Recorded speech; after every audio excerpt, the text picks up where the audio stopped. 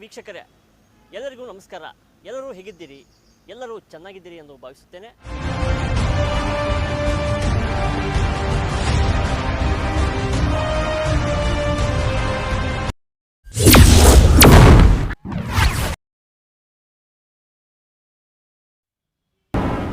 ಹುಬ್ಬಳ್ಳಿ ಅಂದರೆ ಇದಕ್ಕೊಂದು ಐತಿಹಾಸಿಕ ಇತಿಹಾಸವೇ ಇದೆ.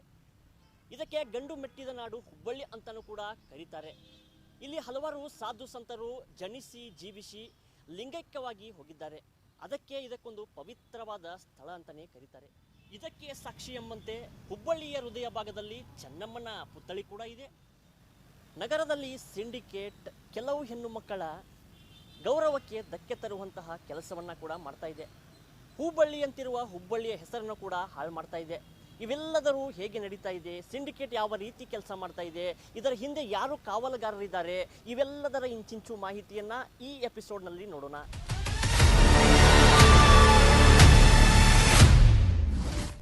ಹೌದು ಪ್ರಿಯ ವೀಕ್ಷಕರೇ, ವೈಶವಾಟಿಕೆ ನಿಯಂತ್ರಿಸಲು ಹುಬ್ಬಳ್ಳಿ ಧಾರವಾಡ ಮಹಾನಗರ ಪೊಲೀಸ್ ಇಲಾಖೆ ಸಾಕಷ್ಟು ಕ್ರಮ ಕೈಗೊಳ್ಳುತ್ತಲೇ ಇದೆ.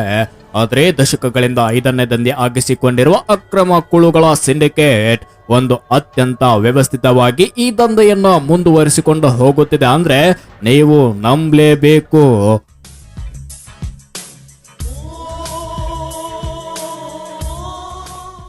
ನಗರದ ಪ್ರಮುಖ ಪ್ರದೇಶಗಳಲ್ಲಿ ಬೃಹತ್ ಆಕಾರದ ಕಟ್ಟಡಗಳಲ್ಲಿ ದಿನದ 24 ಗಂಟೆಗಳ ಕಾಲ ಚರ್ಮದ ದಂಧೆ ಅವ್ಯವಹಿತವಾಗಿ ನಡೆದುಕೊಂಡು ಹೊರಟಿದೆ ಎಂಬ ಆರೋಪ ಇದೀಗ ಸಾರ್ವಜನಿಕ ವಲಯದಲ್ಲಿ ವ್ಯಾಪಕವಾಗಿ ಕೇಳಿ ಬರುತ್ತಿದೆ. ಹುಬ್ಬಳ್ಳಿ ನಗರದಲ್ಲಿ ಇತ್ತೀಚಿನ ದಿನದಲ್ಲಿ ಸುಮಾರು ಇದೆಲ್ಲ ನಡೀತಾ ಬಂದಿರುವಂತದ್ದು ವೈಸವಾಟಿಕೆಗಳು ಅನ್ನುವಂಥದ್ದು ಶಬ್ದಗಳು ಬಹಳ ವರ್ಷದಿಂದ ಸುಮಾರು ವರ್ಷಗಳಿಂದ ಕೇಳ್ತಾ ಬಂದಿದ್ದೀವಿ.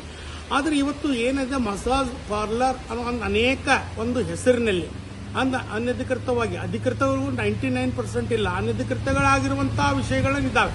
ಇವತ್ತು 1200 ರೂಪಾಯಿ, 300 ರೂಪಾಯಿ, 500 ರೂಪಾಯಿ, 10,000 ರೂಪಾಯಿವರೆಗೆ ಅನೇಕ ಇವತ್ತು ಈ ತರ ದುಡ್ಡನ್ನು ಸುಲಿಗೆ ಮಾಡಿ ಈ ತರ ದುಡ್ಡನ್ನು ಸುಲಿಗೆ ಮಸಾಜ್ ನೆಪದಲ್ಲಿ ಇವತ್ತು ವೈಸವಾಟಿಕೆ ನಡೆಯುವಂತ ಹುಬ್ಬಳ್ಳಿ ಧಾರವಾಡ ಅವಳಿ ನಗರದಲ್ಲಿ ಶುರುವಾಗಿದೆ. ಕೇಳಿದ್ರಲ್ಲ ವೀಕ್ಷಕರೇ, ಈ ಹಿಂದೆ ವೈಶವಾಟಿಕೆ ಅಡ್ಡಿಗಳ ಮೇಲೆ ಪೊಲೀಸರು ಪದೇ ಪದೇ ದಾಳಿ ನಡೆಸಿದ್ರಿಂದ ನಗರದಿಂದ ವೈಶವಾಟಿಕೆ ಕುಳುಗಳು ಇದೀಗ ಮತ್ತೆ ನಗರಕ್ಕೆ ಮರಳಿ ತಮ್ಮ ದಂಧೆಯನ್ನು ಶುರು ಹಚ್ಚಿಕೊಂಡಿದ್ದಾರೆ ಎಂಬ ಸಂಗತಿ ಗೊತ್ತಾಗಿದೆ. ನಗರದಲ್ಲಿ ಸಿಂಡಿಕೇಟ್ ಕೆಲವು ತಮ್ಮ ಆಯಕಟ್ಟಿನ ಸ್ಥಳಗಳಲ್ಲಿ ತಮ್ಮ ಕಾರ್ಯಗಳನ್ನು ಅಚ್ಚುಕಟ್ಟಾಗಿ ಮಾಡಿಕೊಂಡು ಹದಿಹರೆಯದ ವಿದ್ಯಾರ್ಥಿಗಳು ಮತ್ತು ಖಾಸಗಿ ಕಂಪನಿಗಳ ಕೆಲಸಗಾರರು ಜೊತೆಗೆ ಕೆಲವು ಬಿಸ್ನೆಸ್ ಮ್ಯಾನ್ಗಳನ್ನು ಬುಟ್ಟಿಗೆ ಹಾಕಿಕೊಂಡು ತಮ್ಮ ದಂಧೆಯನ್ನು ಅಚ್ಚುಕಟ್ಟಾಗಿ ನಿರ್ವಹಿಸುತ್ತಿದ್ದಾರೆ ಅಂತ ಹೇಳ್ಬೋದು. ಇವುಗಳೆಲ್ಲವೂ ವಿದ್ಯಾನಗರ, ಗೋಕುಲ್ ರಸ್ತೆ, ಕೇಶವಾಪುರ ಮತ್ತು ಹುಬ್ಬಳ್ಳಿಯ ಹೃದಯ ಭಾಗದಲ್ಲಿರುವಂತಹ ಉಪನಗರ ಠಾಣೆಯ ಸುತ್ತಮುತ್ತಲೂ ಇವೆಲ್ಲ ದಂಧೆಗಳು ಕೇಳಿ ಬರುತ್ತಿವೆ ಅಂತ ಹೇಳ್ಬೋದು.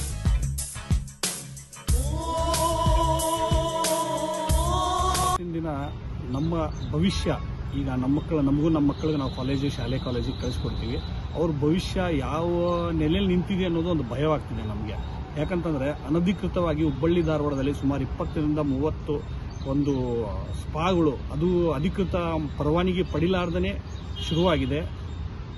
ಅವರು ಆ ಸ್ಪಾ ಅಲ್ಲಿ ಅನಧಿಕೃತ ಈ ವೈಶಾವೇಟಿಕೆ ಕಾರ್ಯಕ್ರಮಗಳು ನಡೀತಾ ಇರೋದ್ರಿಂದ ಮೊಟ್ಟ ಮೊದಲನೇದು ಏನಂತಂದ್ರೆ, ನಮ್ಮ ಹುಬ್ಬಳ್ಳಿ ಧಾರವಾಡ ಜಿಲ್ಲೆಯಲ್ಲಿ ಜಿಲ್ಲಾಧಿಕಾರಿಗಳಾಗಿರ್ಬೋದು, ಪೊಲೀಸ್ ಆಯುಕ್ತರಾಗಿರ್ಬೋದು, ಪ್ರತಿಯೊಬ್ಬರು ಉನ್ನತ ಸ್ಥಾನದಲ್ಲಿ ಮಹಿಳೆಯರೇ ಇದ್ರೂ ಸಹಿತ ಹೊರಗಡೆ ರಾಜ್ಯಗಳಿಂದ ಮಹಿಳೆಯರ ತಗೊಂಡ್ಬಂದು ಇಲ್ಲೇ ವ್ಯವಸ್ಥಿತವಾಗಿ ಇಷ್ಟು ಪಿತೂರಿ ನಡೆಸ್ತಿದ್ರೆ, ದಯವಿಟ್ಟು ತಾವು ಮಹಿಳೆಯರು ಏನಿದ್ದೀರಲ್ಲ, ನಮ್ಮ ತಾಯಿ ಸ್ಥಾನದಲ್ಲಿಯೋ ನಮ್ಮ ಅಕ್ಕ ತಂಗಿಯ ಸ್ಥಾನದಲ್ಲೋ ಇದ್ದೀರಲ್ಲ, ನೀವು ಬೇರೆ ರಾಜ್ಯದ ಮಹಿಳೆಯರನ್ನ ಇಲ್ಲಿ ಬಳಸ್ಕೊಂಡು ಬಲಿಪಶು ಮಾಡಿ ಅವ್ರ ಮುಖಾಂತರ ನಮ್ಮ ಜಿಲ್ಲೆಯ ಸ್ವಾಸ್ಥ್ಯವನ್ನು ಹಾಳು ಮಾಡ್ತಿರ್ತಕ್ಕಂಥ ಕಾರ್ಯಕ್ರಮಕ್ಕೆ ತಾವು ಕಡಿವಾಣ ಹಾಕಬೇಕು.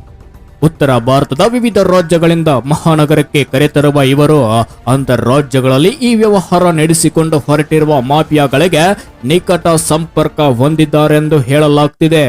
ಏನು ಬಹಳ ನಾಚಿಕೇಡಿ ವ್ಯವಸ್ಥೆ ಅಂತಂದ್ರೆ, ಹುಬ್ಬಳ್ಳಿಯ ಪ್ರತಿಷ್ಠಿತ ಕಾಲೇಜುಗಳು ಹಾಗೂ ಹುಬ್ಬಳ್ಳಿಯ ಪ್ರತಿಷ್ಠಿತ ಏನು ಕಂಪನಿಗಳಿದಾವೆ ಅದರ ಎಂಪ್ಲಾಯಿಗಳನ್ನು ಹಾಗೂ ವಿದ್ಯಾರ್ಥಿಗಳನ್ನು ಒಬ್ಬ ಏಜೆಂಟ್ ಮೂಲಕವಾಗಿ ಯಾರೊಬ್ಬರು ಏಜೆಂಟ್ ಬರೆದು ಅವ್ರು ಪರಿಚಯ ಮಾಡ್ಕೊಳ್ಳೋದು. ಇಂಥ ಒಂದು ಸ್ಪಾದಾಗ ಇಂಥ ಕೆಲಸ ಐತಿ, ಹಿಂಗೆ ವಿಷಯ ಐತಿ, ಹೊಸದಾಗಿ ನಮ್ಮೆಲ್ಲ ಕ್ಲೈಂಟ್ಸ್ ಬಂದಾರ್ರಿ, ಡಾಕ್ಟರ್ಗಳು ಬಂದಾರ ಅಂತಾರೆ, ಅಲ್ಲೆಲ್ಲ ನಡೆದು ವೇಷವಾಟಿಕೆ ವ್ಯವಸ್ಥೆನ ಸತ್ಯವಾಗ್ಲೂ ಭಾಳ ನೋವಂದ ವಿಚಾರ ಏನಂತಂದ್ರೆ ಏನದನ್ನ ನಿರ್ವಹಣೆ ಮಾಡ್ತಿರುವಂಥ ಅಧಿಕಾರಿಗಳು ದಯವಿಟ್ಟು ಈ ಕಡೆ ಭಾಳ ಸೀರಿಯಸ್ ಆಗಿ ನೀವು ಗಮನ ಕೊಡಬೇಕು. ಇಲ್ಲಂದ್ರೆ ಕರ್ನಾಟಕ ರಕ್ಷಣಾ ವೇದಿಕೆ ಪ್ರವೀಣ್ ಶೆಟ್ಟಿ ಬಣದಿಂದ ಮುಂದಿನ ದಿನಗಳಲ್ಲಿ ಏನು ನಮ್ಮ TV 88 ವಾಹಿನಿ ನಡೆಸ್ತಿರುವಂಥ ಅಭಿಯಾನಕ್ಕೆ ಭಾರಿ ದೊಡ್ಡ ಪ್ರಮಾಣ ನಾವು ಚಾಲನೆ ಕೊಡ್ತೀವಿ. ಸತ್ಯವಾಗ್ಲೂ ಅಲ್ಲಿ ನಡೆಯುವಂಥ ಕಾಂಡ ಏನು ಕರ್ಮಕಾಂಡಗಳು ಹೇಳ್ಬೇಕಂತಂದ್ರೆ ಏನು ವಿದ್ಯಾರ್ಥಿ ಭಾಳ ಚೆನ್ನಾಗಿ ಕಲಿಯಾತ ನಮ್ಮ ಮಗ ಅಂತೇಳಿ ಹಳ್ಳಿಗಾಡುಗಳಿಂದ ಇಲ್ಲಿ ಪ್ಯಾಟಿ ವ್ಯವಸ್ಥೆಗೆ ನಾವು ಹುಡುಗರನ್ನ ಅಡ್ಮಿಷನ್ ಮಾಡಿಸಿರ್ತೀವಿ. ಅವ ದುಡ್ಡು ಕೇಳಿದಾಗ ಆ ವಸ್ತುಗಳನ್ನು ತಗೋಬೇಕು, ಈ ವಸ್ತುಗಳನ್ನು ತಗೋಬೇಕು, ಈ ಪ್ರಾಜೆಕ್ಟ್ ಮಾಡಬೇಕು, ಆ ಪ್ರಾಜೆಕ್ಟ್ ಹೋಗ್ಬೇಕಂತಂದೇಳಿ ದುಡ್ಡುಗಳನ್ನು ತಗೊಂತಾನೆ. ಅಲ್ಲಿರುವಂಥ ರೈತರ ತಮ್ಮ ಏನೋ ಜೀವನ ವೈಯಕ್ತಿಕ ಬದುಕುಗಳನ್ನು ಬದಿಗೆಟ್ಟಿ ಆರ್ಥಿಕ ನೆರವು ಈ ಹುಡುಗರಿಗೆ ಮಾಡ್ತಿರ್ತಾರೆ. ಅಂಥ ಹುಡುಗರದು ಕೂಡ ಏನಿವರು ಹಗಲು ದರೋಡೆ ನಡೆಸಿದ್ದಾರೆ ವೇಶ್ಯಾವಾಟಿಕೆ ಮೂಲಕವಾಗಿ, ಆ ವೇಶ್ಯಾವಾಟಿಕೆಗೆ ಒಂದು ಕ್ಲೀನ್ ಅಂತ ಹೆಸರು ಕೊಟ್ರೆ ಮತ್ತೇನಂತೇಳಿ ಸ್ಪಾ ಅಂತೇಳಿ.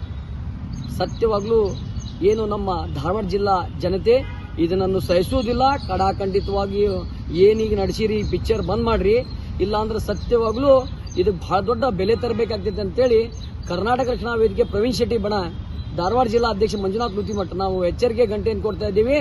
ಬಂದ್ ಮಾಡಿದ್ರೆ ಶಾಂತಿ, ಇಲ್ದಿದ್ರೆ ದೊಡ್ಡ ಪ್ರಮಾಣ ಕ್ರಾಂತಿ ಆಗಿರಲಿ, ಎರಡು ಮಾತಿಲ್ಲ ಅನ್ನುವಂಥ ಮಾತು. ಮಹಾನಗರದಲ್ಲಿ ಎಗ್ಗಿಲ್ದೆ ನಡೆಯುತ್ತಿರುವ ಈ ದಂಧೆಯಿಂದ ಸಭ್ಯ ಜನತೆ ಓಡಾಡದ ಪರಿಸ್ಥಿತಿ ನಿರ್ಮಾಣವಾಗಿದ್ದು, ಈ ಅಕ್ರಮ ಕೂಳುಗಳ ವಿರುದ್ಧ ಪೊಲೀಸ್ ಇಲಾಖೆ ಕಟ್ಟುನಿಟ್ಟಿನ ಕಾರ್ಯಾಚರಣೆ ನಡೆಸುತ್ತಿದ್ರೆ, ಪ್ರಜ್ಞಾವಂತ ಜನರೇ ಇದರ ವಿರುದ್ಧ ಬೀದಿಗಿಳಿದು ಹೋರಾಟ ನಡೆಸಿದ್ರೆ ಅಚ್ಚರಿ ಪಡಬೇಕಿಲ್ಲ.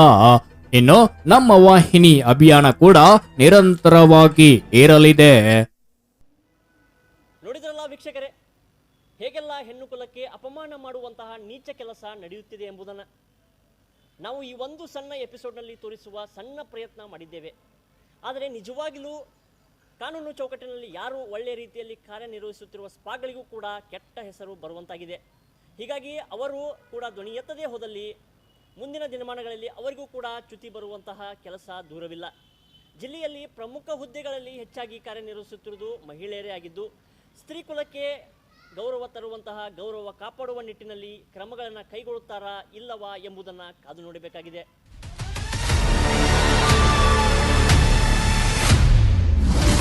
ಇದು ನ್ಯೂಸ್ 88 ಕನ್ನಡ ವಾಹಿನಿಯ ಇನ್ಸೈಡ್ ಸ್ಟೋರಿ. ಮತ್ತಷ್ಟು ರೋಚಕ ಕಥೆಗಳೊಂದಿಗೆ ಮತ್ತೆ ಸಿಗೋಣ. ನಮಸ್ಕಾರ.